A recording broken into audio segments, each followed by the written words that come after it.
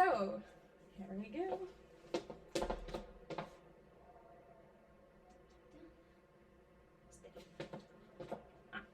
Okay, so today I'm here more as a Samuela Davidova libertarian in general than Samuela Davidova representative to Liberland, as Pavel already introduced. So I'm the representative of Liberland, the freest country in the world for Georgia, but also because I travel a lot, so I organize some different speeches in the countries where I speak. So I was organizing meeting and I was like introducing Liberland in Thailand and 2 places and in Vietnam, and I just love it. I also became recently actually the Liberland press secretary for the Globe, despite like part-time only, no, not recently, on Monday. So I'm now communicating, I work more now on the perspective of like how we can promote ourselves from the PR perspective on the global level, because we'll be opening our representative office in Washington DC next Tuesday,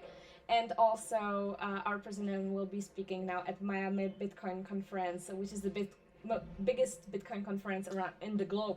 So yeah, we're like a lot pro-freedom, we're sharing libertarian ideas, and I organize here like usually like monthly or bi-monthly some speeches related to Liberland, but usually I connect it to some different topics. So last time when I was speaking at the new economics school, so I was speaking about like, do we actually need to create some new country in the world when we already have so many countries, right? So why libertarians came up with Liberland, some just another country with another constitution, right? And then I connected to the idea of Liberland to the thoughts that stand behind it. I would say that no matter like how you perceive it, it's not about Liberland today, but I love the idea so that it's like questioning the status quo, it's questioning how things are done, and it makes me rethink how things work, and this is what I also want to hand over or like give away on my presentations in general. So if I'm not speaking about Liberland, so I speak about individual freedom, and this is what it will be directed to today mainly. So I just was running and I came up with the topic of like stability in today's world, how is it perceived, and I connected it, despite it might not be so connected at the first sight, with the idea of unification or terming and so on. I will talk about this more in details from different angles, and the aim is not to give presentation like when we were at school and we were told something to remember, to memorize, but rather to provide some new angles on the topics from various perspectives. I would say it's a combination today of psychology, propaganda, philosophy, of course, but like applicable one, of the individual freedom topic in general, of parallel society topic, and marketing. Actually, it's everything in the end is like more propagandistic thing, and also maybe sociology, but just like this sort of perspective. So I hope you will find it interesting. Thank you so much for coming again, and yeah, let's go for it. So first, I decided I will think about, or I will talk about stability and how we perceive it. Like when I just say stability, what do you imagine? Okay, I was thinking about it myself, and so I came up, because when you Google it, like what is some official term, so you do not really get into anything interesting beside some regular terms like already connecting stability to something else. So to me, my associations are so that stability means to me that something is predictable, something is or expected, so that I can count on something in the future, and I can sort of have this illusion so that I can control it. Like no matter what, if you ever saw or read something about the ability of what we actually control, I think that the best perspective to me is from Stoics, despite I don't agree with them on everything, but I love their perspective, so that the only thing that we control is our perception. So we can only control ourselves. We cannot really control the future. We cannot predict the future. I will speak about this later. And we cannot control really the external world, but we can control our perception of what is happening. So then let's think, like, is nature stable? Like, when you go to the mountains, does it rain all the time the same? Is it predictable, really, like, based on certain patterns? Yeah, like you have first season, spring, summer, fall, winter. Things are changing. When you look at a bigger picture in the history, there were like bigger heats, bigger colds, like icer periods, and so on. But it's not really. It's not like Germans would love it, you know, if it was like 6 a.m., a little bit of mist, 9 a.m., beautiful sun, 3 p.m., cloud. I think this is where we try, or institutions love to, or authorities love to give us this impression so that this is what they can do. But nature, it's not stable. And what is our nature? Is our nature stable? This is where we get today. So we wake up in the morning at some time, we try to control our time and to, time management, we even call it, like, if we could manage time. So, actually, the time in general, like, time is, okay, this would be too philosophical, I didn't want to, but we have this time, we have the meetings, we had this presentation today happening at 6:30. Of course, it makes sense so that we could actually gather at some time, but how people used to cooperate in the past, how people were perceiving time in the past, like they were perceiving seasons, or because they were when they were already in the agriculture. But even before that, I started now reading one interesting book. It's called Against the Grain, and I can share it with you later. And there's it's like a very interesting observation of like the first states and how people were actually working in the past. And there's a beautiful thought that, like we think about the past, or we were told about the past from history classes, like bringing attention to what was found. So what was found? The cities, there were some gates and so on. So if it was built from more durable material, so it lasted, and so we perceived the past as if, like everyone was hunting, and then just like this, everyone started working in agriculture and in settlements and so on. But it's not true. The only difference is because people who were hunting, they didn't have a trace. They didn't build anything so that we could actually, so that we could analyze it, so that we could find it. And and the problem was that these like roots, we think that really like everyone was just working in agriculture then, but in the reality is that it was a small percentage of people because it actually caused many problems. Because then you started being relying only on the weather, which you cannot control, which you cannot predict, and so people were, and because people created these settlements, so it increased in many diseases. Because when people started gathering together, and not only diseases for the animals, but also, for the people, but also for the animals.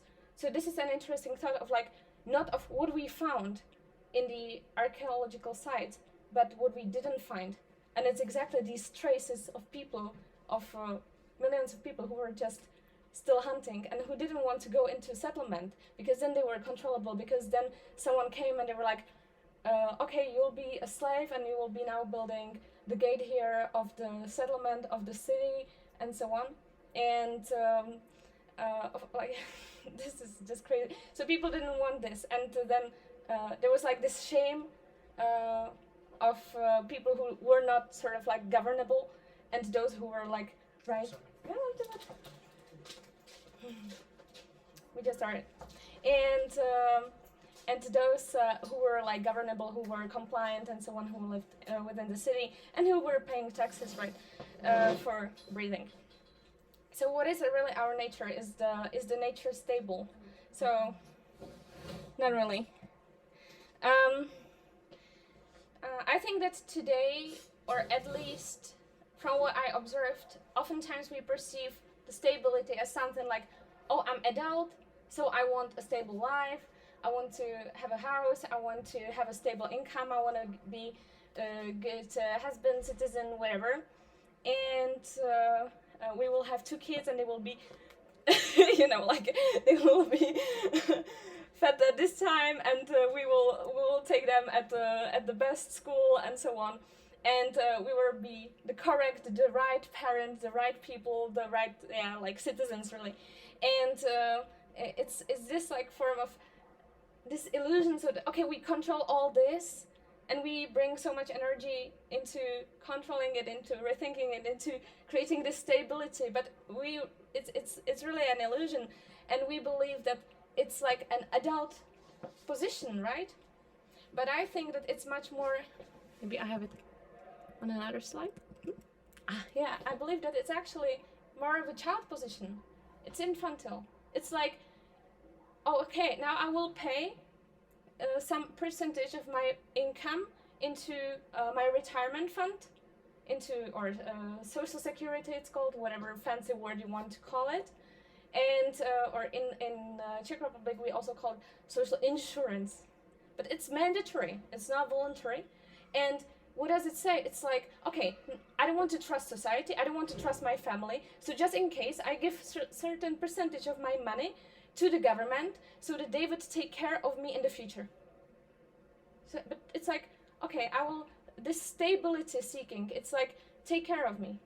It's like we're searching for, it's not from that much from the adult position, but it's actually from a child who wants to be taken care of. Which is sad. And it makes sense because maybe we like it, or elect it in the childhood. Okay. So, why a fairy tale, or stability as a fairy tale? Well, because as I already mentioned, we cannot really control it, we cannot predict it. I will talk about prediction shortly, and it's like a fairy tale in which we believe. So, okay, I will now be handing over 25% of my income if I was a Czech tax resident, and I will be handing over to someone to believe that one day I will have a good retirement. And we want to believe it because it feels like, what is it? Because the reality is then I hand over my responsibility on someone else. So I don't really have to take care of myself because I'm handing over my money to someone else, which is, again, it's like this infantile position. Adult, what is like from psychological perspective, the definition of the adult position or adult ego state is responsibility for ourselves. This is so, like comfortable. Okay, I will hand over responsibility to government. I will hand over responsibility to the market, to some. It can be like private solution as well, but I will also speak about communities, because when you are relying on communities, when you give more trust into community and your family, when you have this like community social base much stronger, so then you have much more skin in the game, you have much more responsibility. Because imagine like social security. Okay, I'm 30 years old, let's say, and I lost my job. I go home and I say, I lost my job. If I will be in a social state like Europe, so I will go to a governmental institution and they will start paying me money. If I will be in a community-based mentality, like Southeast Asia or Georgia, I will go home, I will say I lost my job, and my father will be like, are you kidding me? Here's work for you. If I'll be old, in a social state, I don't have to take care of my family my whole life. I don't have to create connections. I don't have to be proactively thinking with people in the long term, because I hand over my responsibility on the government or on the market. And so I'm older, I retired, that's good. Like, government will send me $300 a month or whatever, and I can complain. And it's okay, because I can complain and I hand over the responsibility on them. But if I will live in a trust-based society, in a community-based society, and I'm retired, all my life I aimed for long-term relationships. I aimed for resolving conflicts. I aimed to have good connections, good relationships with people around me, with my family and so on. And if I am retired, my kids are around me. I'm socially I'm surrounded by society, I'm surrounded by my friends, I'm surrounded by my family will take care of me. And it's not codependency. Codependency it means that we are completely dependent on someone else. But interdependency means that I am able to manage my things on my own, but at the same time I'm willing to accept help from someone else on the social level. And that's very healthy connection. And I see how much this is disappearing from the Western society, where you have much more aim for independency, but independency doesn't really exist, because you always have to fulfill in some way the need for belonging, and you either belong to the nation, to the market, or to nature and community. I will talk about it later. So, but the fairy tale. Okay.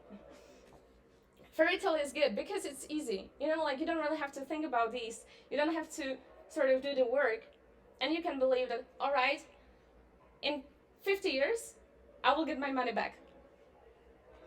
And fear of freedom. Or what is behind this? Like, it's much easier to go for and rely on someone else to believe on these promises of future, whatever, because behind it, and there's a beautiful idea on it from Eric Fromm, and it is that we are actually afraid of freedom because it stands for a lot of the unknown. So when you have a freedom, then you have to accept responsibility for yourself, and it's called, like, you know, like sort of heroism, because you have to cross the threshold, and you have to go on in your own way. You have to accept responsibility for yourself, and you don't know what will really happen. Maybe, you know, like you have difficult relationships with your family, and it's not very easy to fix. It's like, really, this is this adult responsibility, not relying on someone else to fix it, or just not fixing it at all, just running away from it. But you have to accept this responsibility, and you don't know what will really happen if you go into conflict and so on. Despite the conflict will result in certain way in a growth of everyone, at least on the mental level. So we're afraid of freedom, and it's, you know, normal. Life is full of fears. That's sort of like human.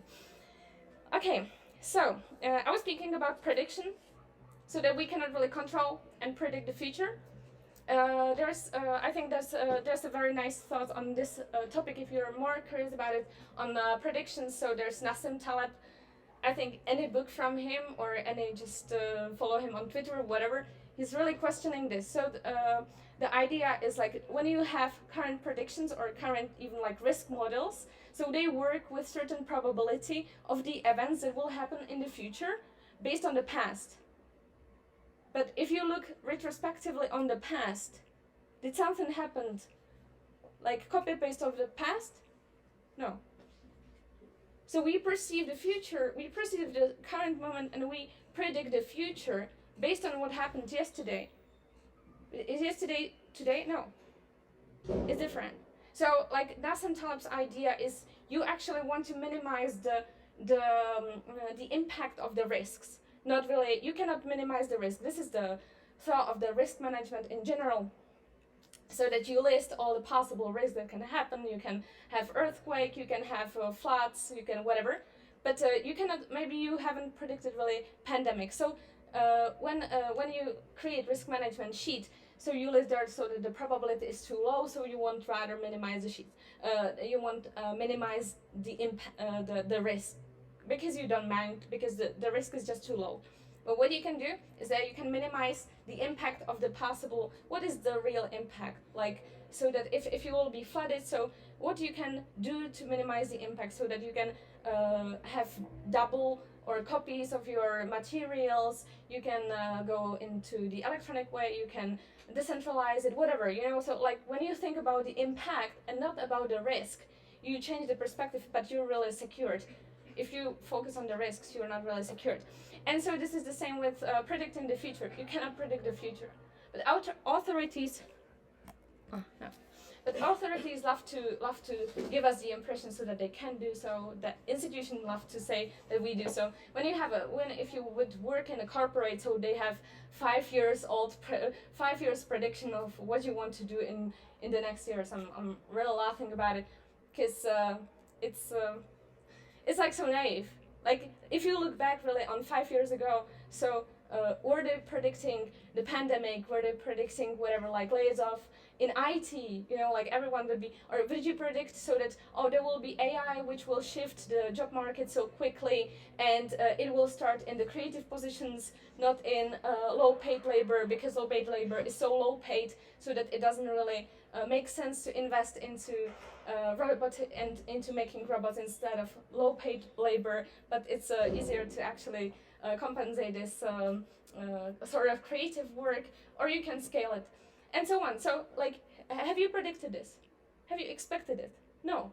Now, retrospectively, you will feel this is like a big misconception, so they will believe from today's perspective, oh, we knew it, or it feels like already so familiar to us, so, oh, surely I could expect it. No, you couldn't. You just couldn't. So, do not think you can predict the future. And so it's like when I don't know how long mortgages are here in the country, for example. In my country, if you want to buy a flat, I am from the Czech Republic, if you want to buy a flat in Prague and you take a mortgage, you will take 2-generational mortgage now, because it's just so expensive. Flats in Prague are more expensive than in Chicago by twice, and so you cannot really pay it yourself. You will either pay it in 40 years. 40 years. 40 years. Yeah? It's like, wow, 40 years. Or you give birth to your kids, and your kids are already born, and they are already supposed to pay for a flat that you bought 40 years ago, because you decided so. They didn't want it, but they have to. So they are already in debt. So yeah, can you predict the future? And it doesn't contradict with the long-term thinking. You can think long-term.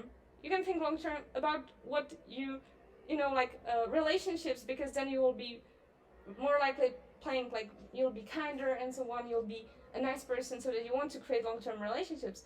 But it doesn't mean you predict the future. You cannot control these people with whom you have a relationship.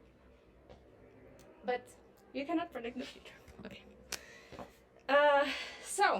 But what are this is more about like what we want, and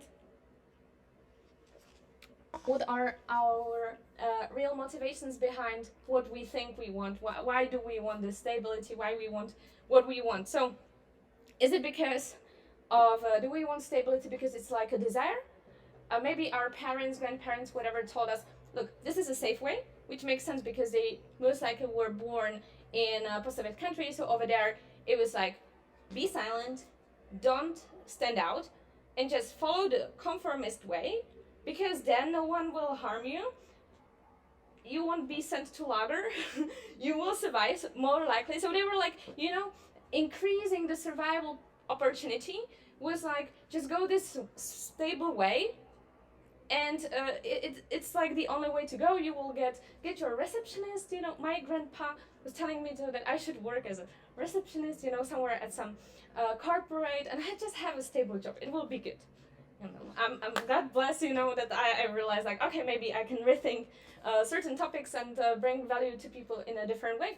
But this is his mentality, and I cannot say, oh my God, what a stupid thing. It makes sense because he grew up in this environment, okay? Like, so I can accept it only, but I will never explain him that this is not how the world really works and what is the full potential of how we can work. But is it a desire then? What was his having a stable job a desire, like inner desire? No. It was it motivated by comfort? Even this, I think, is not true. I think it's much more motivated by the fear. And it makes sense, because like you didn't want to be, you know, that. You want to prolong yourself in a certain way.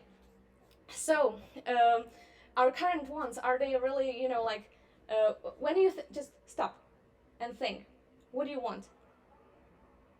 How do you feel like about what you want to? And where this desire comes from? Because when you go, you actually observe that most of your wants are created by cultural norms, which are socially constructed. It's not really like what you want. It's a norm. It's like, I was thinking about it today, for example, a great example in Georgia, I think, it's having kids. because when you come to people, the first thing that they told me, oh, where are you from? Do you have a husband? And oh, do you have kids? It's like the first questions that people ask me, and then because it's a norm around yourself, so then you think, oh, maybe there's something wrong about me, I should have kids and so on, and we want to like be a norm. It's very difficult to not to be a norm, so we tend to be a norm, and we're like, oh, I think I want kids, but it's not really your desire, it's rather this fear that you will end up alone, you will be different, too different, you will be, and we are scared of loneliness, no one wants to end up lonely, whatever. And so if you differ, there's a higher percentage, so that you will end up lonely, no one will understand you, whatever, and so you don't want it. So you rather will be motivated by these social norms, but it's cultural norms, but it's not real. It's not really what you want. Nation. Oh, what do you want? Seriously, if you will go to Central Europe, no one wants to have problems with government. So people, even I was really like crossing the gap for a while, because in the past I thought, oh, I should be a good girl, and I should fill out my taxes completely well, and I had an accountant for it, I rather outsourced it and so on. I was like, is it alright, and is everything fine? I wanted to be a good girl, I wanted to be correct, because I was motivated by fear, by nation, so that this is the right way to do things, and this is like how I will be accepted in the society, and this is the norm I should become. Another, of course, the markets. So you may think, this is not against marketing, against market presentation, surely, but of course, marketing is using market is using the same motivations. It just literally comes from the propaganda of institutions, of First Nations, and then before it was by the institutionalized religion. It's just a copy paste of the same patterns that they used for the propaganda stuff. And so just today we do not call it propaganda. It was renamed to public relations, and today we just usually use marketing.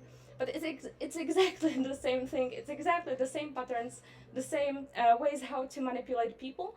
And so with market, you believe that, oh, it's so trendy, this thing, but because we have a tendency to prefer what we see often. So if you use social media, then they give you as a pattern the same things, the algorithm chooses the same thing so that it would be of your preference, so that you would spend more time on that. And then you might see, for example, the same style of clothing, and you feel like, oh, these Korean girls look so good, and this Korean style of clothing, and this is how you spread the sort of trend around the world, and people be like, oh, it's so much my choice, it's really what I want, this is how I want to look like. But in reality, it's not really what you want. It's again the fear, so that you won't be the same, so that you won't be the norm, and this fear is motivated, or this trend, this wants, this desire is motivated by the market. So I maybe you will come up with some other things, but I think that mostly we are motivated by culture, which is created really. Culture, it's not a norm. If you travel, you see it the most. Then nation and the market. So what do you really want in the present moment? Like when you really just breathe in, breathe out, and when you focus on yourself and you think like, damn, what I want. When I was writing this presentation, so I thought, I would love to give a nice presentation today, with nice people coming today. I'm happy that you did. And then I want to go home, and I want to read a nice book, in the bed, make a tea, hug my teddy bear, and sleep early. This is what I know. It won't happen because I still have some work to do, but like, what do I really want? And it's like what I sincerely enjoy. Before the presentation, I was like, I need nature. I really want nature. I took my scooter and I drove to the waterfalls behind botanical gardens. They were closed, like there's some security, whatever. But I went to nature. And this is like, I'm observing what do I really want, and not because of it's some trend or because of other people. I create a lot of content on social media, but I don't consume it because I feel how much consummation of every information that you consume, it alters you in a certain way. So like I recommend having a big awareness on what do we consume, what information has an impact on our thinking, because that way you can really just choose the right resources you want to be influenced by. But it's just really difficult. It's very easy to speak about that, but it's very hard when you think of authenticity, of who you really are, outside of the culture impact, outside of the family, outside of all the terming, outside of all the filtering, whatever, who you really are and what you really want. Like sincerely really want. You. And what do you want? Now what do you think of? So does it feel frustrating or motivating? Because when you think, like I was thinking, for example, that I would love to have a flat with a view on the seaside, because I love the seaside and I like to walk around the sea coast even in the evening and just listen to the sea and watch the stars and whatever, like super nice thing. But in reality, like, do I really want, or do I need, and then do I really want a flat over there, or does it really matter to me in reality? Or do I want a flat because when I think about, okay, I have a flat at the seaside, does it feel frustrating? Honestly, yes, because I understand that it's not my desire. It's my grandpa who would told me, have a flat, just save money, save all your money today, don't invest into yourself and buy a flat because it means stability. Because it's a social norm, because people are buying flats and everyone is buying flats, so I should also buy a flat. But in reality, do I want to buy a flat? I don't care. I don't have to. But do I want to be around the seaside? Yes, this is already my thing. I want to be around seaside, but I don't have to have a flat for it. And so, when I imagine myself as my desire already accomplished to be at the seaside, I was at the seaside a few days ago at Kobulet. When I imagine it, it makes me happy. It's motivating me back. I'm like, oh, I'm looking forward to be at the seaside again. And when I'm over there, I don't have even this excitement anymore because I give it to myself when I want to.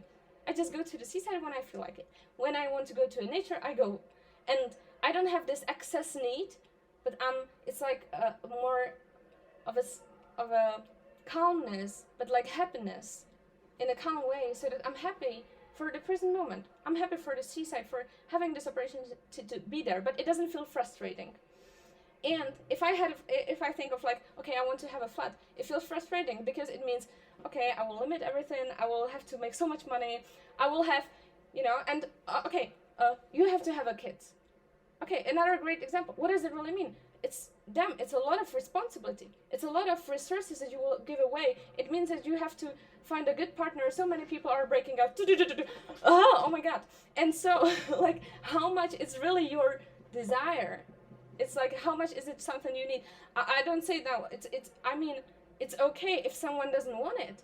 And it makes sense because it's really fearful. And at the same time, it's fine if someone wants it. But I'm asking how many people really want it because they want it, because they feel like, oh my god, it would be so beautiful. I have such an amazing partner, and I think there's nothing more than we can do together than just have a kid to prolong ourselves and to have a beautiful whatever family. Like, how many people really get to this stage of having a healthy relationship, first of all, in general, having a person whom they love unconditionally, just 0.001%, and out of this like love and unconditional acceptance, they're like, what do you think about if we had kids, and how much would you want? Just, I don't know, really, it's supposed to be thought-provoking of what do you want, how does it feel, is it frustrating, or is it motivational? Maybe another example with work.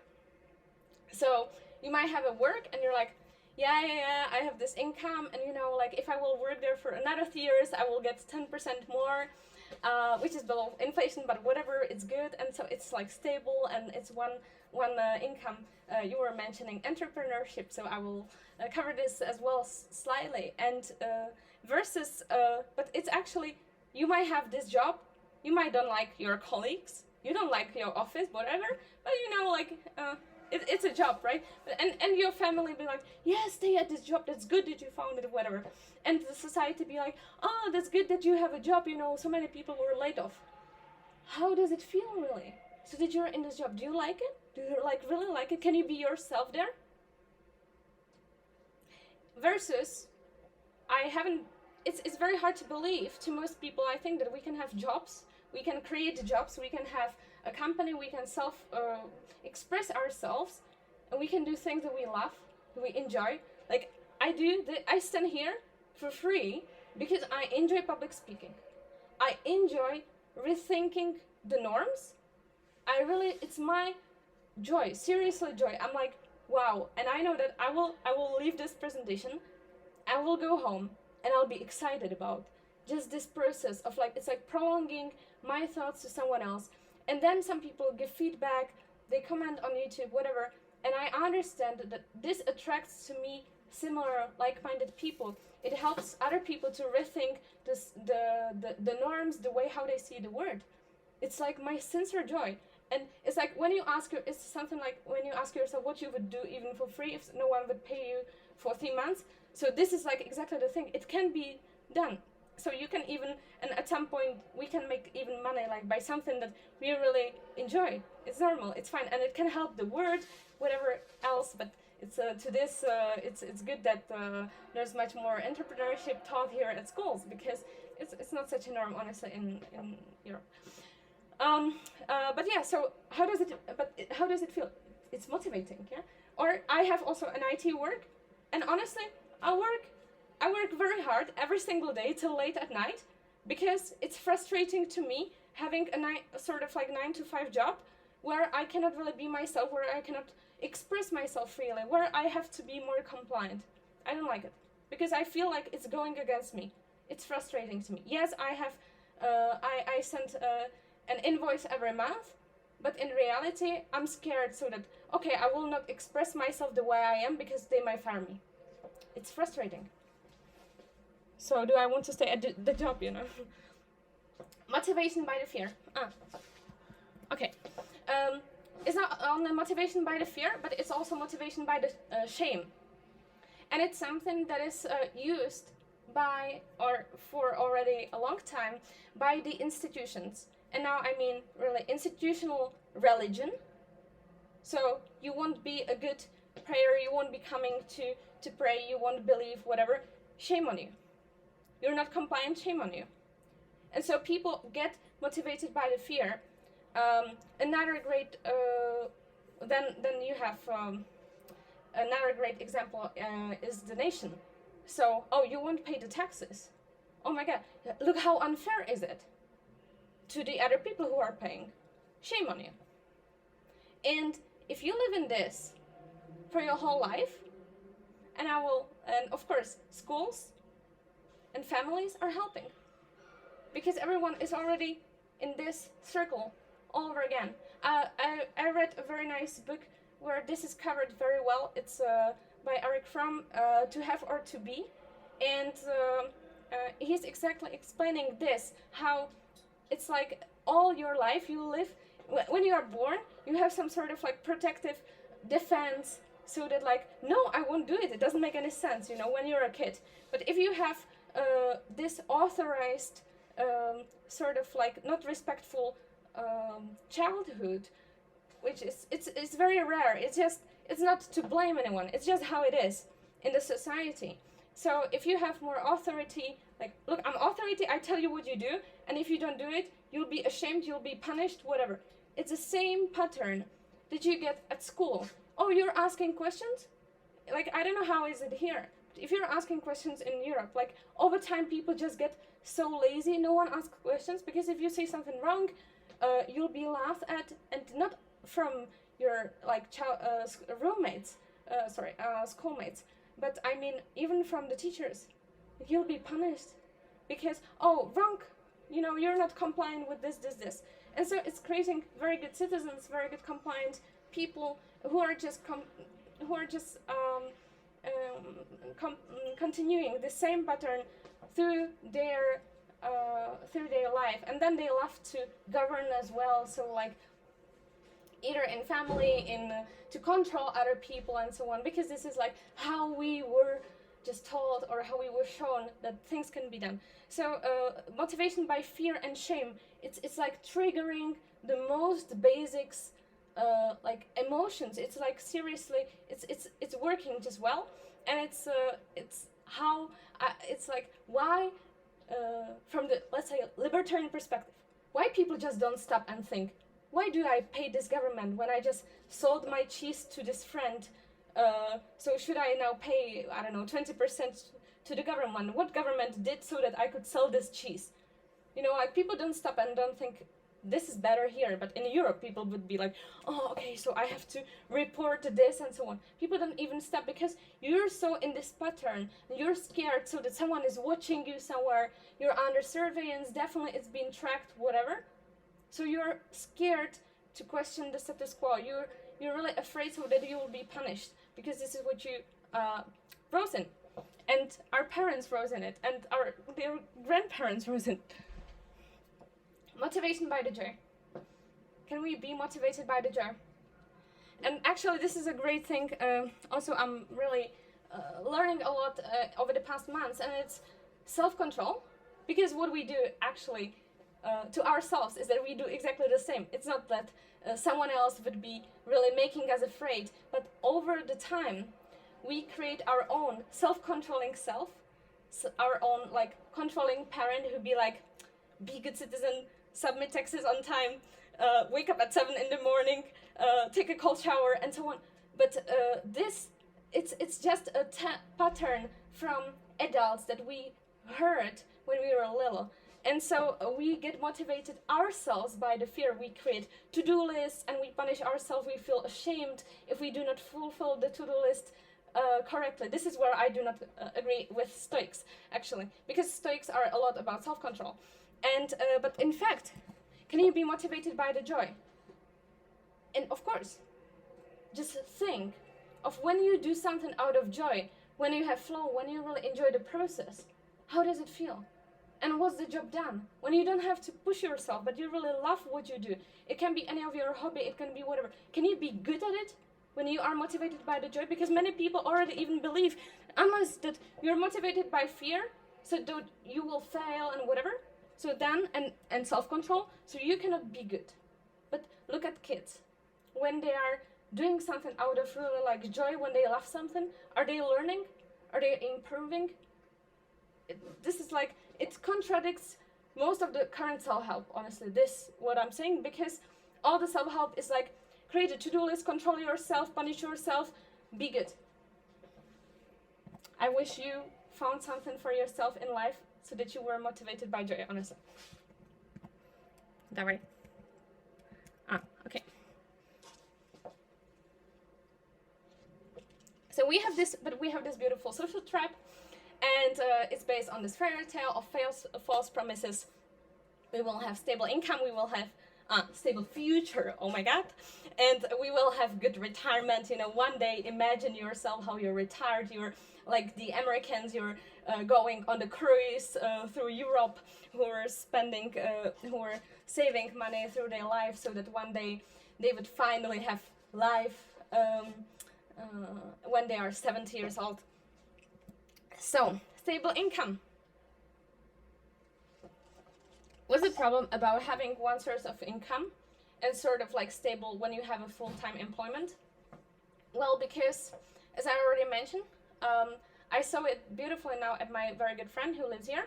So she just gave notice from her work. She didn't like it. She was like really abused, mentally abused from her colleagues, like really super toxic people. And she gave notice from her work. I'm so happy from her, because she found something else with good environment and with, it looks like it's just much better. And now she has to stay there for 2 weeks. And because it's like a notice period sort of. And I see on her a very beautiful thing. She's finally herself. She goes to work and she's like expressing herself. When someone says something abusive on her, she's like, how dare you? Like, how dare you treat me like this? But she now lived for 5 months at a toxic environment because she was so scared that she doesn't have another income, so that she would pay her rent and utilities and everything.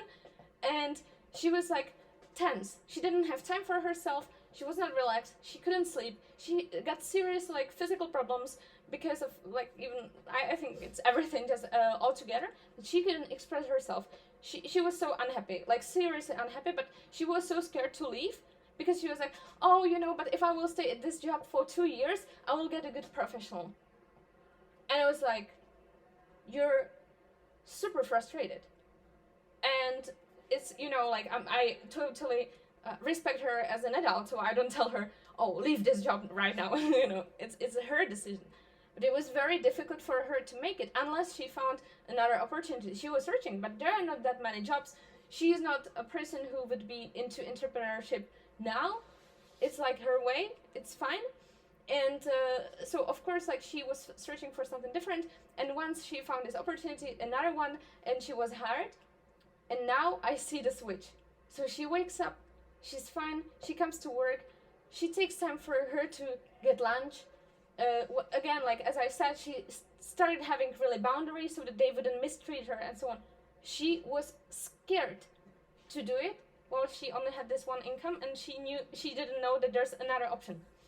And the same is with relationships. Again, it's like a fear in relationships is a fear of being alone, of ending up alone. So we alter ourselves so other people accept ourselves the way we are not, and then we have to keep playing this game endlessly because we're scared we would be alone. But in fact, like, what will happen if you will be yourself? People will accept you the way you are, and those who don't, just go away. You don't need these people who don't accept you the way you are in your life. And you don't need a job in the environment that doesn't accept you the way you are.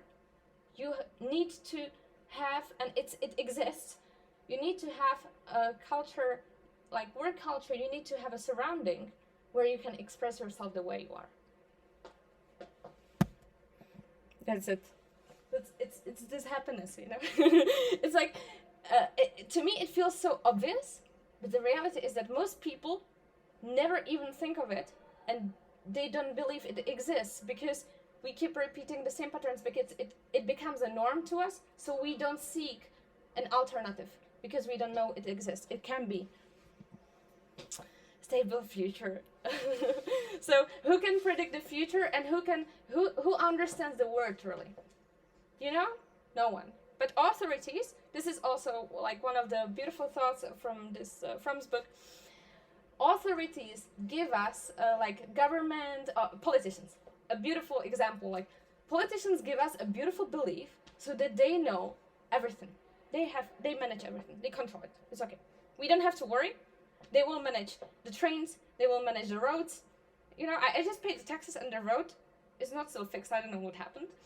And it's like a super popular, especially in Europe, to say like, oh, if we wouldn't pay the taxes, who would be fixing the roads? I'm like, Jesus, I paid the taxes and nothing is happening, you know. So, but authorities give us this really beautiful illusion, so that they know what to do, they know how to fix everything. For example, in Europe, they very well know exactly how to stop global warming. They're like managing everything. We don't have to worry about it. We just have to be compliant, and they will just manage everything for us, and they will create the norms that we can follow and meet, so that we would be good citizens, and so that we have to give them all the trust and all the money we have, so that they could manage all these things. Authorities love to do it, because if they wouldn't do so, if they wouldn't pretend that they know everything, so then they're so scared that we would stop being compliant, so that they would lose respect.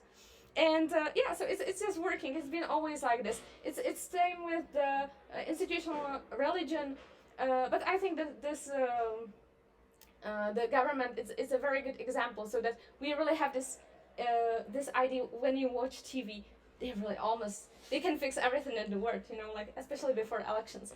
And yeah, it's an illusion. When we grow up, when we're adults, so we understand that all of us, everyone, we just don't say it out loud, but we keep figuring out life as we go. We don't know. And there will be no stage in our life when we'll be like, I know everything. No one does. Nor the government. But of course they would lose this authority. Why would you pay them out if they wouldn't give us this illusion so that they will figure out everything, including, I really want to fix the stairs under the bicycle monument in Rostov, but maybe one day. So yeah, stable future, like sure, no. Promise of retirement. So I see, or especially in Europe, it's sort of like delayed gratification, but for life. So it's like, okay, I will live life later.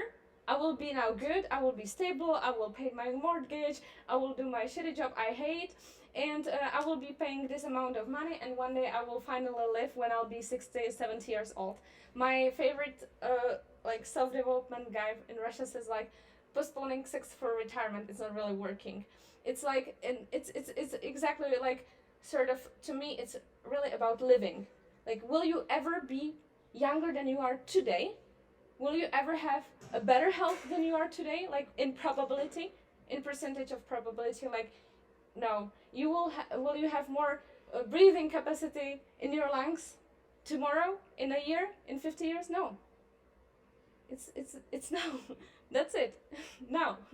There's no 50 years away from now. And the retirement's like again, it's like handing over this responsibility for finally doing something, and it's just handing over responsibility for the future. And you might think, oh yeah, we give voluntarily, we pay this money out, and we pay them for the imaginary tomorrow. You might think that people do not trust it, and people don't trust the government. I think that's really the case here, but not really in Europe. In Europe, if you will check the researches after COVID times, so yeah, like there's a serious decline in how people trust their government. But the reality is that at the same time, in my country, you pay 25% on social insurance. You don't trust the social insurance system, but every month you make money and you give 1/4, 1/4 of your money every month to something you don't trust. It's a bit weird, right? And also, like, you have a declining trust to the government in Europe, but at the same time you have increasing trust taxes. It's not like here. Over there they just really increase the taxes without really asking, and it gets crazy. They just agreed on some special new taxation package in my country, and it's like, just when you read the whole package, when you read the whole article of the changes and so on, you realize how many different taxes there are.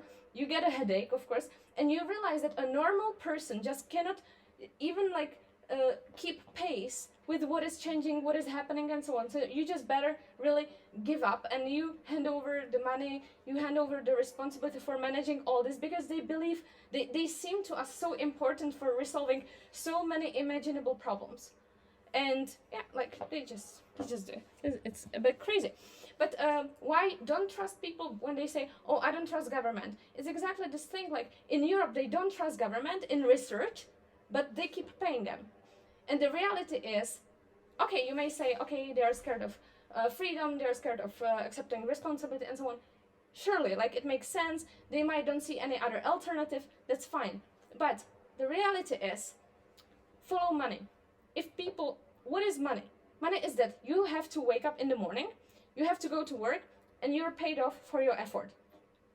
It's like something you have really the skin in the game. Also, like Nassim Taleb's amazing term, skin in the game. What does it mean? Is that I really hand over, I give my full responsibility, I give myself into something. And money is a lot of skin in the game. You don't give money for something you don't trust. You don't buy things that you don't trust to. And so people might say, oh, I don't trust government, but they paid.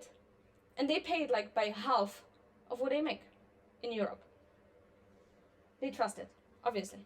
Follow money. If you really want to know decisions of people, check money, not what they say. It's bullshit. But we have this sort of need of belonging. I think I already mentioned it. And so we need to belong. And From really beautifully says, so either you will belong to community, you will either socialize, you will create like deeper connections of people on whom you can rely on. You will go to nature, you will be much more connected to the nature. Or the other alternative is you will have much more inclination, a much higher inclination to belong to the nature, to be the proud patriotic. You will have much higher inclination to belong to the market, to be dependent on the market, and to be just, like a fanatic of some whatever group or whatever, to just belong to some community. But it's very shallow, it's not really deep, but it just gives you this illusion of belonging. Or it can be even work. Like if you go to startup culture, especially on the West, so it's like fanatism. You have like, work is our family. No, this is exactly, work is your family because you don't belong to your family. It's not real. It's like, you need to have this belonging, you need to fulfill this need of belonging. We need to. And so when Western people say, and I used to be a very like independent person, and I realized this independency has this emptiness. You need to belong to something. And if you believe that, oh no, I'm not belonging anywhere, I'm fine on my own, I can manage everything on my own, then you are just not aware of it, but you belong to exactly the market. You need to fulfill this need. I was filling out this need by work, by workaholism, because it was very easy to follow. It was easy to get a job, to get things done, and so on. So we either create long-term, healthy relationships with other people, we go to nature, or we belong to other communities. We always have to belong to something. And when we are alone, the more manipulatable we are. Why is it good to be stable and to be compliant and so on? Well, because we'll be good citizen and good customer. And that's very good because, I already mentioned this, there's this fear of motivation, or rather manipulation by fear, or the shame if we want to be. Like, oh, you're not wearing this, like modern things that everyone is wearing this. And you feel ashamed when you're not wearing it's again with the norms, what others are wearing. Oh, you wouldn't pay the taxes, it's unfair, and so on. So it gives you a sort of shame and fear of being different. And it's very good for the institutions if you are a compliant citizen or customer, because then you are more predictable, you are more stable, and you will be paying regularly. So they can count with your money, like, it might really not happen so that everyone would just change their mind. If it would be so, it would be incredible, because then the institutions wouldn't really have the authority. But if you are predictable, so they can count on your money, they can count with and predict their future, and they can spend your money on future projects and so on. So this is very favorable, so that you would be predictable. Yeah, and I was thinking, maybe I want to be controllable, maybe I am not predictable, so some people might not be interested in me as a person or whatever. But I also realized the only people who want me to be controllable and to be predictable are those who want to control me. And this is the same case with the institutions. It's with people. People are also manipulative, very manipulative. So those people who want you to be predictable, oh, what can I expect from you in a month? What if you run away, whatever? So those, they have some sort of lack in themselves that they compensate with controlling yourself.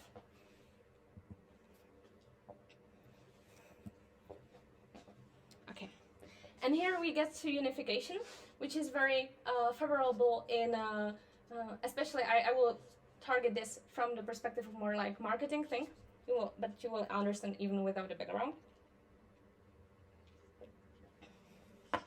And I would say this, to me, it just reminds me of like what you would think of in the terms of marketing, maybe back in 90s. So in the past, when you had a brand and you wanted to market it to people, so you just didn't have that many channels, so you just posted, it was just on the TV.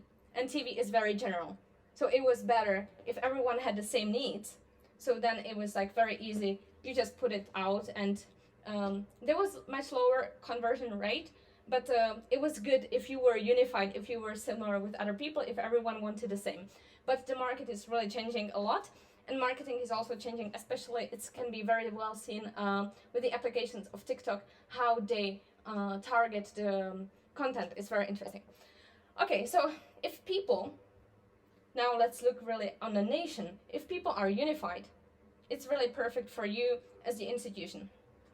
Let's say you want to target women from 20 to 25 years. If all of the, or most of the women from 20 to 25 years have similar needs, it's perfect for you, because you can just target them, you can unify them, you can just tag them in the field like, oh, women 20 to 25 years. It lowers the cost, because you don't, for the marketing, but from the perspective of the data, because then you don't have to analyze that many data, because everyone has similar needs and similar interests, right? So it's very good for you if you don't have to put that much effort into analyzing the data, into gathering the data, into buying the data, because then the advertising is getting much more expensive. And of course, the products we paid in the products ourselves for being targeted correctly. And of course, it's much easier manipulation. This unification and easier manipulation, it's maybe then better explained on the level of the nation. It's like called us and them, or black and white thinking. So in form of trends, you might think, oh, you'll be so cool if you'll be wearing, again, this Korean dress, whatever. I was just seeing like Korean way of clothing recently for some reason. So now to me it feels like a norm, so that everyone wants to look like Korean. And but maybe I just spent too much time in Asia. And then them are people who are not looking like this, and then we think like, oh, they're not so cool, right? Again, it's like about these norms, about this fear, about shame. On the social level, on more like national level, us and them, it's very used to create enemies. So for example, if you want to direct your propaganda as a nation state against someone else, so it's very easy. You have to create a barrier. You have to say that people are different. I think a very good example is the narrative between Ukrainians and Russians last year. So when the war started, everyone was like, oh, it's impossible, they're our bratia, they're our brothers, we're all our family, it's not possible to be killing our family, to be killing our relatives. But it was a question of like 5-10 days, and your brothers and sisters who were living, in the neighborhood a few kilometers away from you became your enemies. How was this created? It was created. It's really created. And yes, we are so easily manipulable by hate, by emotional. Look, they're killing whatever, and these Russians had to be manipulated in their own way, because why people would be killing each other? No motivation. It's just this motivation and manipulation by fear. So, oh look, they are attacking us. Actually, like created stories, and us and them is used in use. You have to make people believe that you don't have anything in common. You need to create as many differences as possible. So sometimes you can really say, oh, look how different they are. Like they have a different language completely. They have a different history. History is rewritten in these times. You have to really just delete all the possible common things that people have, because if people believe they have something in common, then they wouldn't kill each other. If you stop and really like people believe, so, oh, we're not brothers since 10 years after the war started. It's all just created. And so like, because otherwise people wouldn't kill each other. To me, I think that, for example, when I was reading I know it's like a lot of self-harm, but I did it. I opened some propagandistic like this Russian news when after a few months of the war started. So the whole narrative was like something as if Ukrainians were zombies. They were drugged, they were nationalists, you know, like they were so, look how they created some crazy whatever stories, like exactly like drugged people, you know, something like very harmful, very disgusting, very unpleasant, so that you wouldn't have to, so that you wouldn't even thought to have something in common. And so you must be scared. Fear is so, it's like easy, it's very easy. So of course, like Russians are being told so that they are those who are being attacked. It's just working because you're scared. Oh, someone is attacking me, you know, like I will defend myself.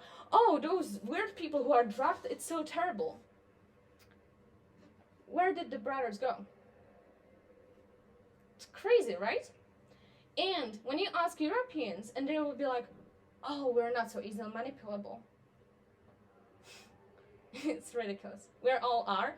The only difference is like whether we are aware of. If we are aware of the propaganda, of the manipulation that is in the word, and you are aware that it can happen to, it is happening to us, so then you are able to see the patterns. If not, if you're like, I'm not, it's like a past century thing. No, it's super easy, and it's much easier to change your mind to make you believe into something than we believe. That we don't want to admit it, but it's super well working. And think of us and them every time when you, for example, think of someone to judge them. Just judgment. Oh, these people don't look that well. Oh, look how they behave. Where does it come from? Who did it say that they should behave some right way? Terming. By terming I mean creating labels. Yeah, it's very good for nations. So I'm Czech. You know what do you imagine when I say that I'm Czech? People, oh, beer, whatever nation, Prague, history. I'm like, what did I do for beer? I was born on certain territory, and I'm already given labels so that I'm Czech and I drink beer and I lived in a capital with history and castle and whatever. And Czech people don't speak much other languages and honestly are pretty racist and whatever. No, I was just born. I'm Samuela Davidova. I'm an individual. And all these labels are very easy for us and have been created for a certain way. Of course, for manipulation, but also for clarity, because our brain doesn't have to think. It's very energy consuming for our brain if we have to really understand, accept all individuals the way they are. It's just way easier. It's like, you know, sort of laziness. So it's easy to say, oh, she's Czech, yeah, beer. Prague Castle, city center, tourists, Czech language, whatever, racism. Czech people don't think of themselves as racist. Don't tell them. Sorry, I'm recording. But it's true. It's okay. Like I think that every nation at some level is actually racist, and it makes sense because of this us and them. Because you are being believed your all life since the childhood how your nation is being the best one in the world, your country is the best one in the world. You have this hymn, you have this belonging to other people in on the same territory, who were born on the same territory as you are. You were mentioning Ayn Rand, so she had I really love the book The Virtue of Selfishness, and she speaks there of racism, and it's how stupid is it? Because it's very easy to manipulate people into racism, into hating some other nation, because it's something you didn't put any effort into. Everyone can be super easily convertible into being a racist again and hating some other nation because they didn't have to work hard for it. Everyone can sort of like feel like, oh, this is so much for me. I'm so Czech. I was born here. I'm so proud. Oh, and look, these Slovak people, terrible, terrible. Because, and everyone, it's like super easy like this because people love to feel like proud and, again, this belonging.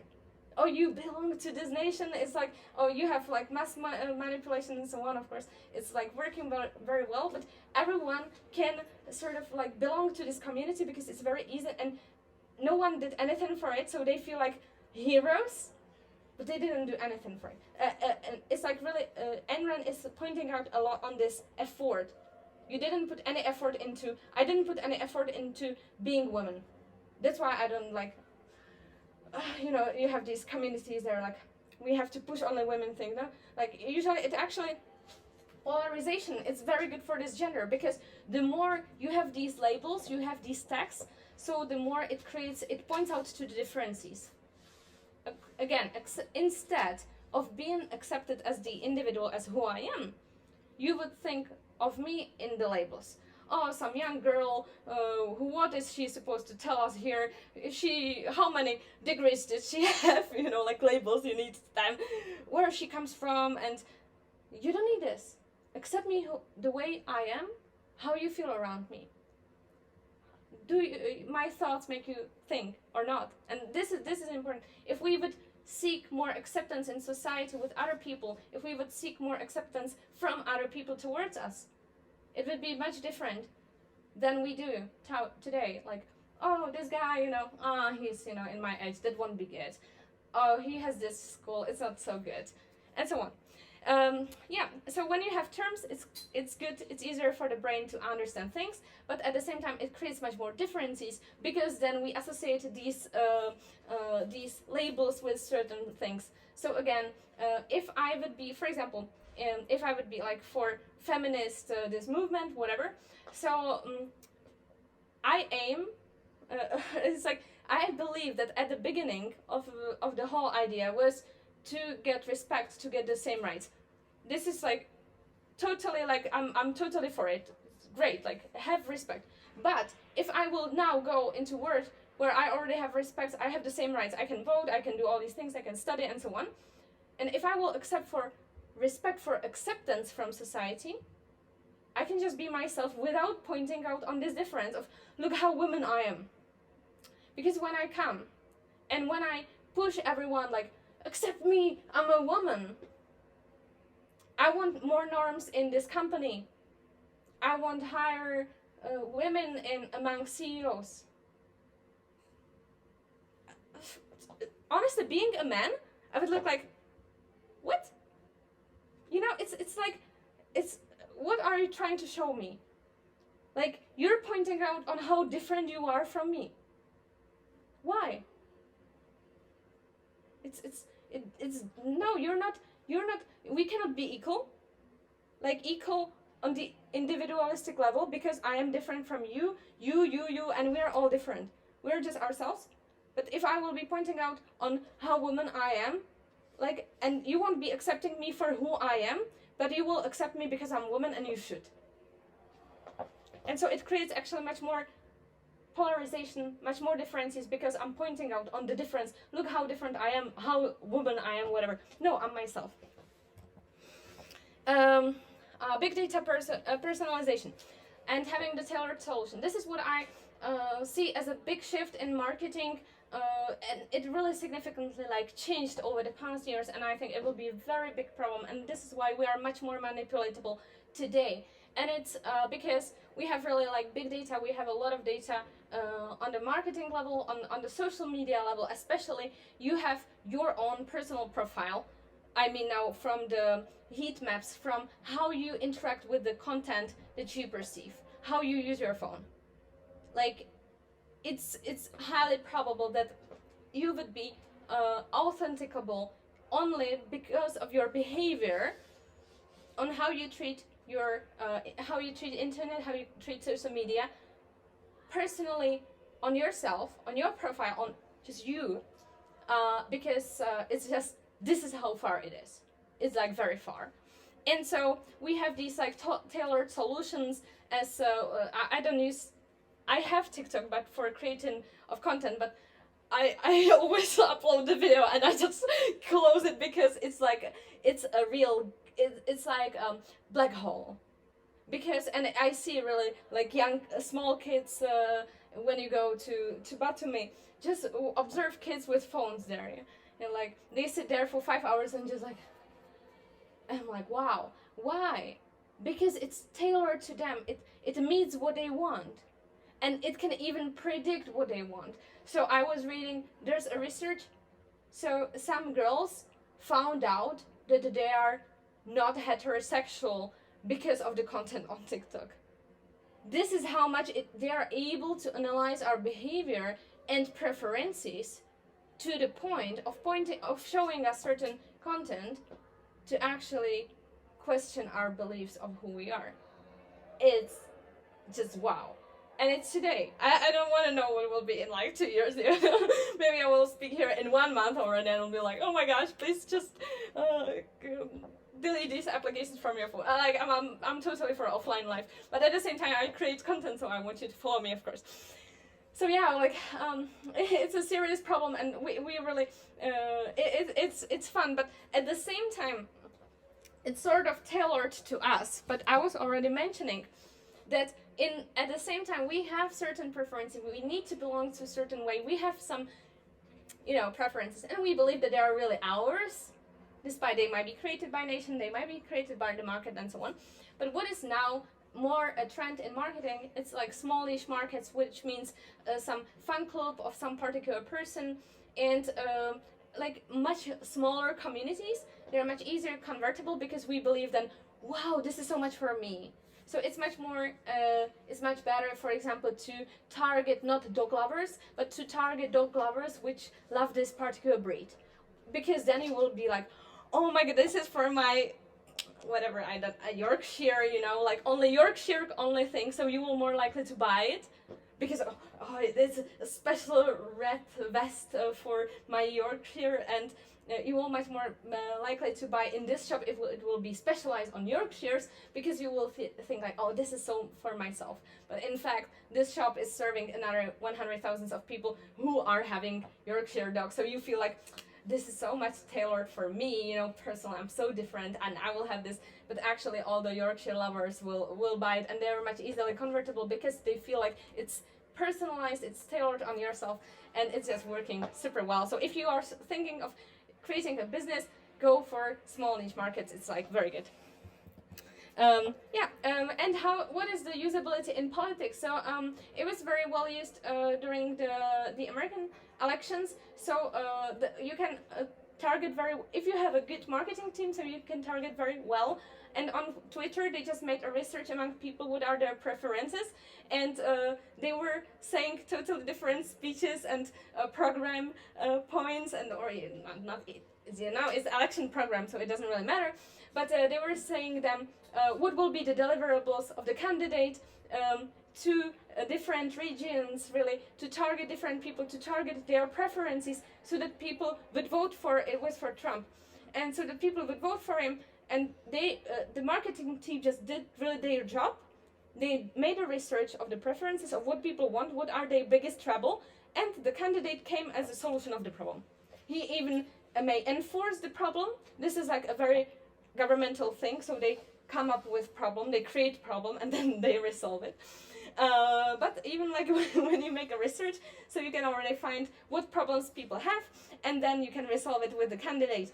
And so of course, because the whole US, it has different preferences, so then you can just target particular people, and okay, so there will be higher percentage so that he will have this problem, and then you convert them easily because you will target them, and they will be like, oh, this candidate, you read your feed, you're like, this candidate, this is exactly what I have problems with.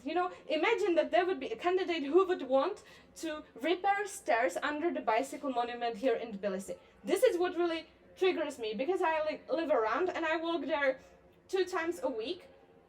And if I saw a political campaign on social media and the guy would be like standing there next to the stairs and he would be like, I will fix this, I'm here for you to fix the situation, would I vote him? Of course. And we all do this. And this is how it works. Good, so, right? But honestly, this is like, is not anything new. It's like really using the same patterns that people came up with 100 years ago, and we feel like, oh, body market and body marketing, terrible marketing, and how terrible it is, corporations, and especially government. Every time when you have the crisis, when you have higher inflation, so they love to say how the business people and how the market is terrible, how the market is guilty, because they want to ensure so that you will keep paying them. So they have to use this us and them tactics. They're like, look how a terrible situation. This is where we get. But we have a solution for you. We know everything, as I already mentioned, so they know everything because they're an institution. Oh, and look at these terrible capitalists. There's no capitalism, but because everything is so overregulated. But let's say they say that it's the fault of capitalists because they need to keep getting money for their functioning, because you wouldn't pay them if they would say, okay, we screwed it up. We really did. No, they're like, oh, we're working so hard. It's the crisis, but we have you covered. This is why you trust them. Well, because they don't offer any other alternative, and they have, of course, the enemy, the capitalists. And it's not anything new. Ayn Rand was also writing about it. It's like same thing. So do we differ on the level of individuals, who we are, or do we differ in the combination of the labels when it comes to targeting us? Because like when you're targeted on social media, when you if you open your Facebook, you can then check at the advertising, like, why do I see this advertising? And there you have all the all the labels under which you are being oh, I cannot show it, but just open your Facebook, get some second post, which will be the app, and over there you can see, why do I see this app advertising? And there are all these labels under which you are registered currently. You might choose, oh no, I don't like this, and so then you will have slightly different advertising. Yeah, so for the marketing teams, we do not really, despite TikTok really has a very, very good targeting currently, and it's like very tailored to really our preferences and ourselves. But in the reality, like when you're really creating a campaign, so you're targeting just people based on their labels. So but we love to feel that something has been tailored to our needs, to ourselves. It's been personalized. It's so much for ourselves. So yeah, we're just different, honestly, on the level of the labors. It's very useful for brands to have this unification, because then if more people be unified, you can. It's like A/B testing sort of. So then you can see the patterns of the particular of the preferences of the particular label people, and so then you can see what would be more convertible. Convertible means that, oh, you will see the ad, you will click on it, and you will buy the product. So this is the conversion. And the more data we have about, or the more data is created, so the more we are actually observed on who we are and what should be served to us, so that we would buy more and so on, or we would vote more, or we would just vote.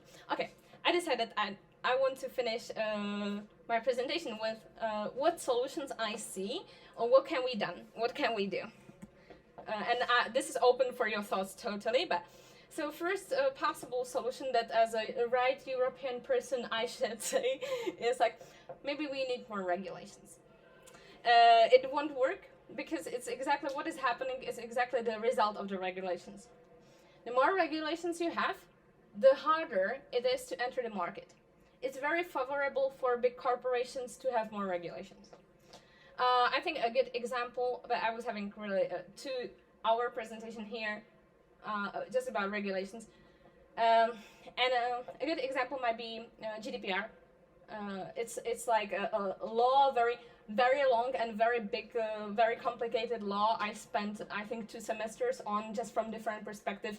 One was media, second was IT security. And still we haven't covered everything. It's like very, very difficult because it's just so complicated. So imagine that you're, and it serves to protect our privacy. Okay, so European Union came up with GDPR. And when you are imagining that you're a big corporation, and the European Union comes up with such a big regulation. So when you're a big corporation, you don't really mind.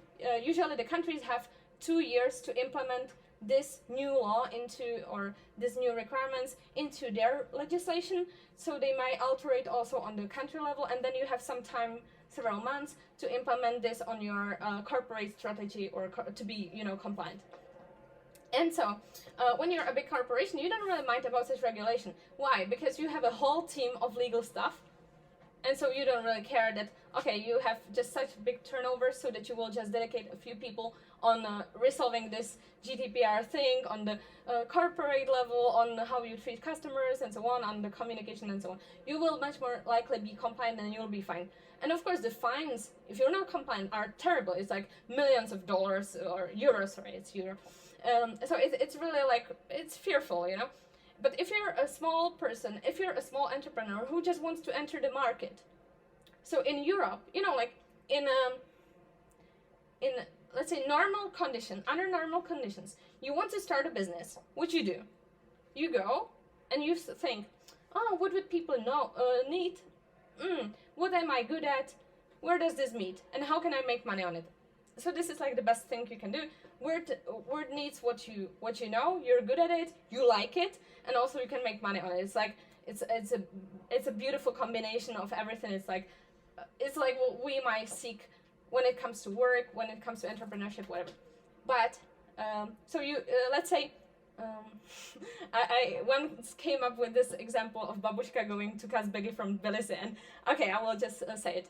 So you're a babushka who goes with her son to Kazbegi from Tbilisi on a trip, and on the road you are thirsty, and there's no stand because it's like 3 hours of ride. There's no stand with water or anything, and so you think, my son, I want to start selling water here because I'm really thirsty. It's like 3-hour ride. There's no shop.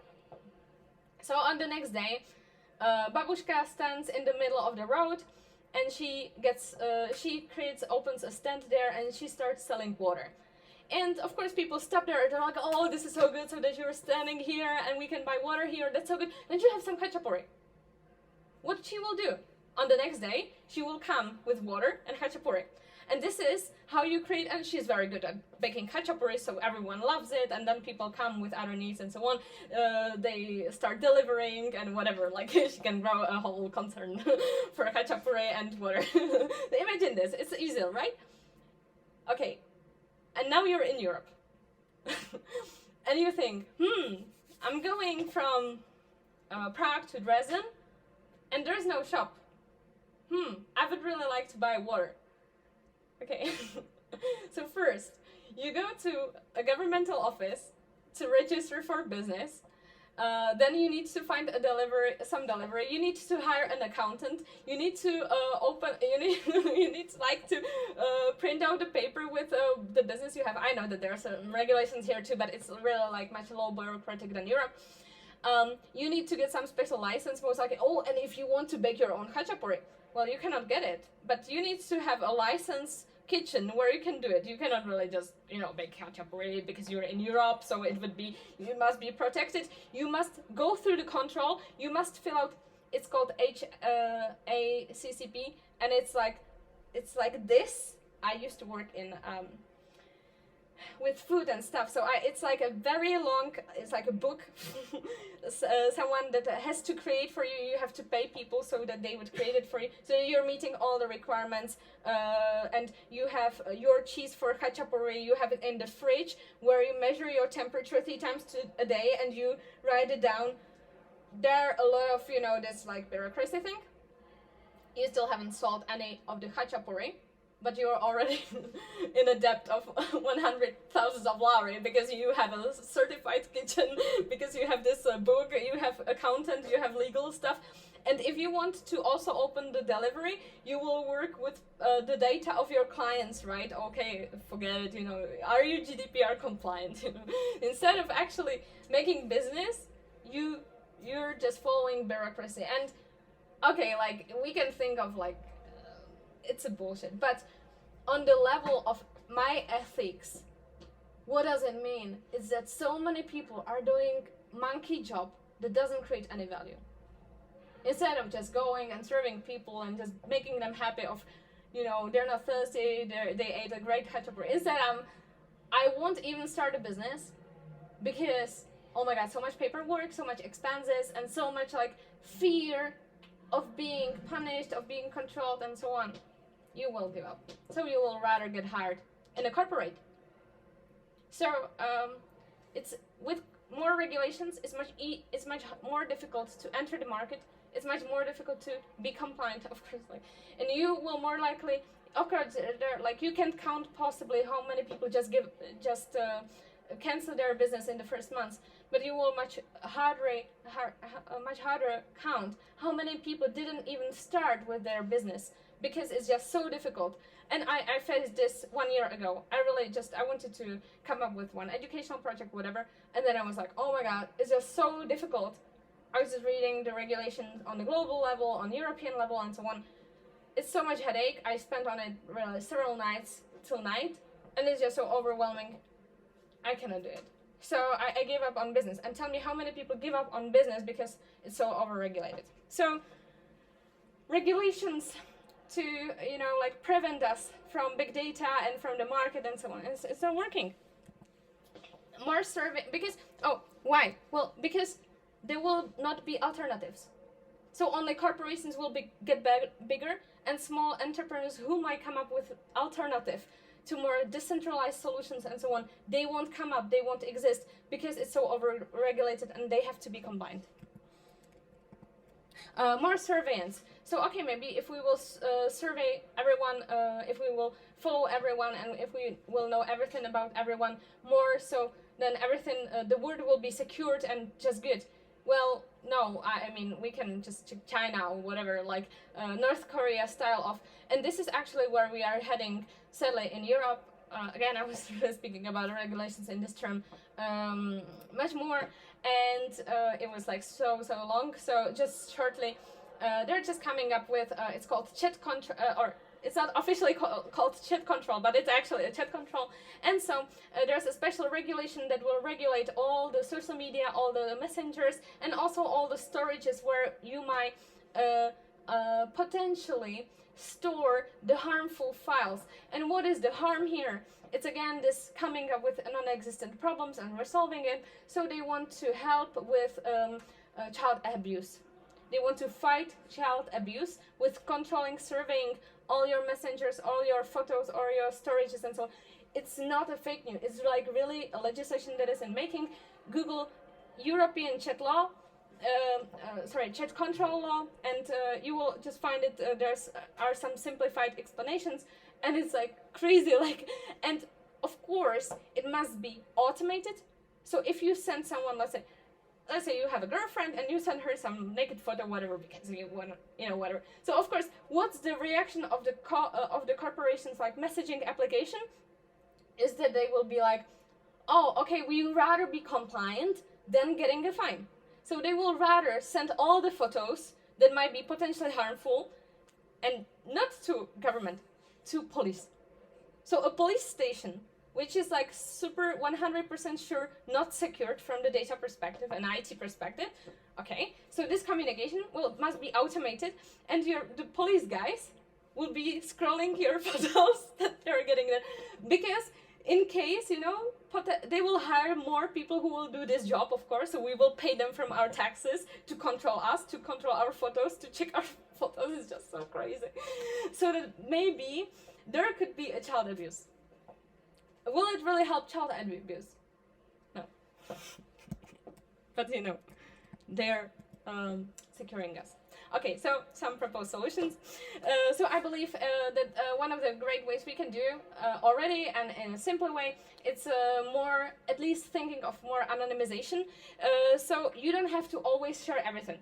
For example, here in the country, I do not really understand, but when I am buying a ticket for a train, they ask me for my passport number. You can type in zeros, and it will make you go through. And then when you show already to the officer, you can show your passport or your ID. You don't have to show everything. You don't have to share everything. The same thing comes when you are buying something in the shop. So some electronics or so. Okay. you don't need to share all the information. So for example, if you're buying a phone, okay, you will they will ask you for the residency card and to show your passport number. It's really, I ask why they need it, and it's like a sort of regulation, but it doesn't make sense, because the more data are created, the more likely they will leak, the more likely they will be stolen. So you make the best service to the companies if you don't provide them data they should secure. So I recommend, when you have to fill out some form online, so just go to submit, and then it shows you which forms you have to fulfill. If it's optional, don't fill it out. The less data are created around you about you, the better. And the more data are created about you, the more likely they will leak. Especially the Georgian websites are super non-secure. It's like very crazy to me. And there's one very funny or very nice project. Oh, why me? Better.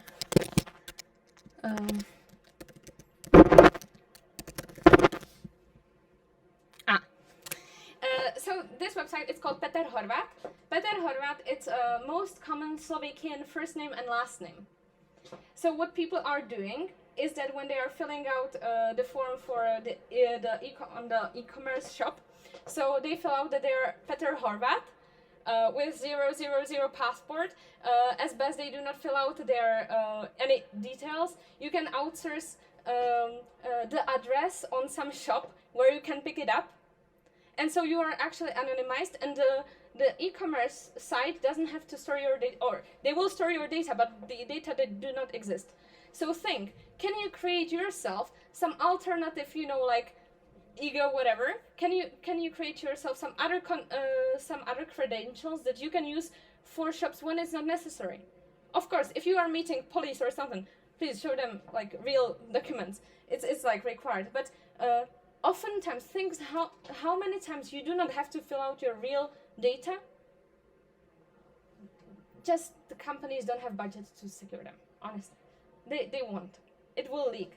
So just try to leave less trace of your data, of your password, of the address you have, of the phone number, and so on. So the less data are being left somewhere, the better for you, of course. Of course, it's harder to think like whether we can revert something, right? We can't, but from now on, at least you can just keep this on your mind. Yeah. And also, the lease data, the lease tracking. So I wrote there non-KYC and cash. And KYC, it stands for Know Your Customers. This is like what is used by the banks, and it means that your bank account is connected to your passport, for example. So now you can pretty much easily say, when you will look at it from the security perspective, so you can show some patterns like where you are going to shop, where you are eating ice cream, where you are at certain times, when you probably work, when you probably do not work, and so on. And based on this, you can actually create some patterns of the social behavior of the person. And but you want to lease data, you can use cash, because cash is not trackable. It's a non-KYC. It means like it's not connected to your personality. It's not connected to yourself because you use cash, and the other person is not really, saying, oh, I received this cash from this particular person. So if you want lease data to be lease tracking of yourself, you can use this. Also, another way. It's not very easy, but you still can buy in certain countries non-KYC SIM cards for calling. But non-KYC means like if I buy a SIM card, so I will have to show my passport. But in some countries you can buy it via intermediary, where someone, some agent or whatever, via some shop who already registered it on their name. Just oftentimes this is a scam in some countries like Vietnam, and or you can buy the anonymous SIM card, or what you already also have is like solutions that is like eSIM for the on the global level, so you can buy it not connected to your personality, and then you're just using it as like with then it's connected with the number of like your phone. I mean like the device, particular device, but still like it's not connected directly, at least. So if someone would be really following your traces, so they could interconnect the dots, but on the direct level, it's not really so obvious. Yeah. Decentralization. I love the idea to think of decentralization on different levels. So now I don't mean just blockchain, because to me decentralization means, again, like I was mentioning, interdependency. So that means that I can manage things on my own, but at the same time I'm not depending on one area, on one particular entity, on one particular person, and so on. So, decentralization of bank accounts. This is something that I realized that is one of the great ways to, when I was mentioning minimizing the impact of the risks, minimizing the impact. For example, when Ukrainian war, one of the first things that happened to Russian people, or to people with Russian passport, I would say, with individuals with a Russian passport, is that countries stopped opening bank accounts for these people, or they freezed their bank accounts.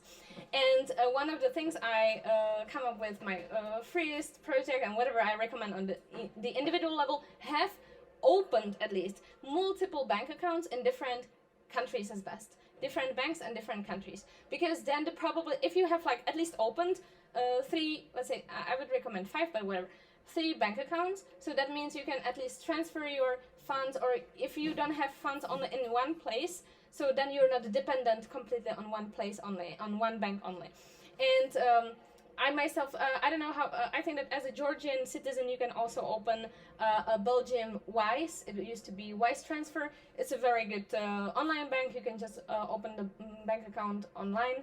I think that you cannot open Revolut, but there are some new fintech solutions in the country as well, and I'm really happy to see other upcoming solutions here on the startup level. And yeah, it's like, this was one of the first things I was saying to my Russian friends, just like, as long as it's possible, please all try to open this bank account, because then really you end up without funds, without your money, if you are really dependent on one thing. Also, of course, if you are having the bank account, if you are having your funds on one place, even like the companies have their PayPal, so even PayPal can freeze your funds.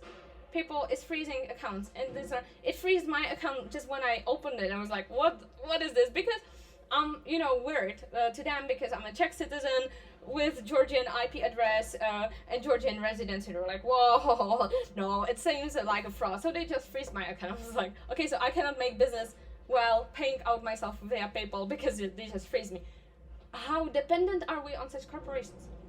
How dependent are we on such like, if a government says, okay, close this bank account, what the bank will do? Do you think that they will be like, oh no, she's such a girl, she's such a good girl? No, they will just close the bank account. Cheers. Good luck if you'll be refunded. So I recommend at least have them open, have some funds on them. You don't have to have, like, I don't know, thousands of dollars, but at least something, so that really if this happens, you have something to eat. It's like really crazy. And of course, like, I would recommend not relying on banks, but on cryptocurrencies. Okay, decentralization of the documents. This idea comes from, it's called flag theory, and it says, like, so that you can have citizenship in multiple countries either, or at least you have citizenship in one country, you have a residency in another country, you're a tax resident in another country, you have a company in another country, you have a bank account in another country, and so on. And so it's much more difficult for you to be shut down. Like, if you're, let's say, non-compliant, for example, imagine if you were Russian and if you were not happy, if the government would not be happy with you, so it will be much easier for them to shut you down just like this in matter of minutes if you have everything in one country. And if it's trackable, if it's seen. So, like, I really, there's much more increasing surveillance. Think about this. It's like a very simple, no, the documents are not so simple, but at least the bank accounts are a simple thing to do. The documents are harder, but you can have unlimited amount of residencies, for example, and it's pretty easy to get some residence. Not so easy, but it's easier than citizenship. One of the great examples, during COVID times, we were shut down in our countries, in the countries where we were, and we couldn't travel.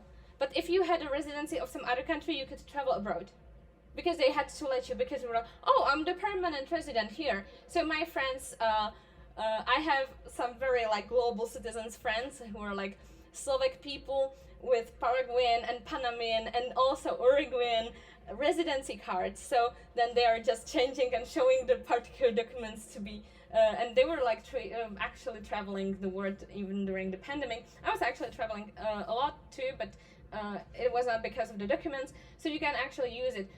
This situation was already here. It's like sort of a plan B to minimize again the impact of the possible risk that can happen. You cannot predict what will happen, but you can minimize the risk. Decentralizing of emotional needs. This is another thing, but it's like it's on more on the social level. So if you imagine there's this promoted of idea of having the best friend, but in fact if you come to one person every day and you're like, oh, I broke up, and that person has to be there for you almost 24/7, like for several weeks, it's very difficult. But if you have multiple people with whom you have deep, honest, accepting, unconditional connections, it's very good for you. It's freeing for you, so that you don't feel like dependent on one person, and you feel like having a strong base. It like really gives you much more confidence if you know that there are several people and you don't really feel alone, because if something happens you have people to call, and at the same time also us, we are not always like full glass, right? So we cannot just give away constantly, so it's okay, it's normal, we are just humans. This is good to have. It doesn't mean that you're not a good friend anymore. It just means that you just decentralize your emotional needs. It's actually healthy, yeah. Socializing, yeah, that's the same thing.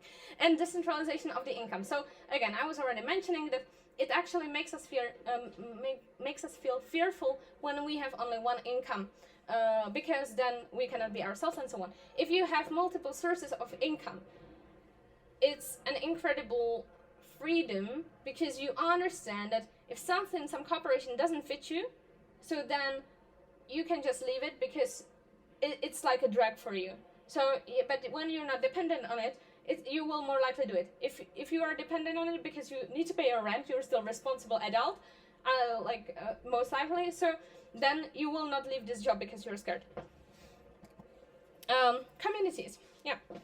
I was mentioning that we have to belong somewhere.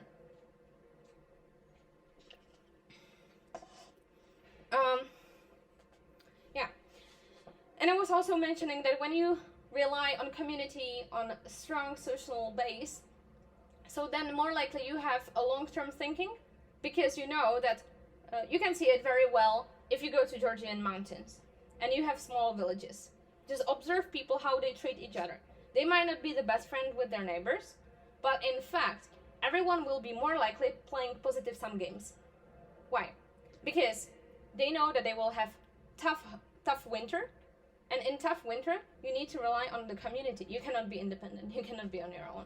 You have your cow will produce milk and it will produce cheese, and you will store it and you will exchange it with your neighbor for the eggs or for the bread that they make, because you cannot do everything.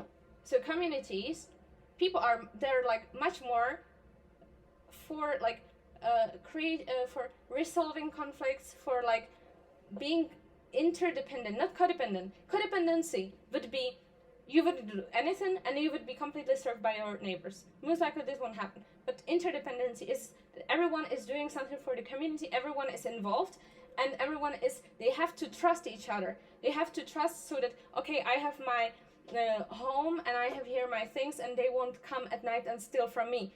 Because it wouldn't make sense to steal from your neighbor, because you will need them in 1 month. You're much more likely to think long term. If you have independent people, you don't care about people, you don't care about others, you won't create long-term relationship. If you have a conflict, if you have a problem, you are afraid, you are so compliant, so that you're more likely, you shouldn't express your anger, your rage. People will be like, oh, you're so aggressive. But the healthy way of expressing your rage is boundaries. It means I don't like this. You are fine saying I don't like this if you are in the environment of your neighbors where you have to rely on each other. So you actually go into conflict, but you resolve them. But if you are in the environment where you don't have to create long-term relationships, you just rather leave. You don't go into conflict because you don't have to. You have some other people on Tinder, whatever.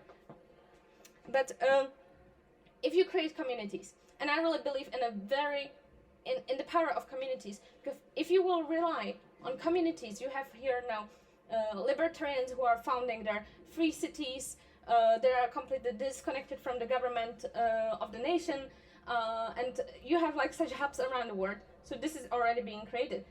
These people do not have to rely on the government. They rely on the community. So community can be a great power, because then community might think, this babushka in the village that is creating her cheese. She doesn't think like, oh, if I give this cheese to my neighbor, is it like a gift, 0% tax? No, she doesn't even think like this. It's how we think in Europe. We just think, oh, I cannot give this cheese maybe away because I have to pay tax. No. So, and of course, supporting smaller entrepreneurs and creating your own entrepreneurship, just starting out some business out of something you love for people at the same time, what people want. It will make you freer, happier, and it will help the world, because it doesn't mean that you're competing someone else, but you're creating a bigger pie, and so everyone will be happy because you are doing something that you like, and so on. Yeah. Another solution I believe that will happen, and it's more of a parallel society. If you check on YouTube, I have a podcast that I was shooting that I'm still shooting next door in Franklin Club.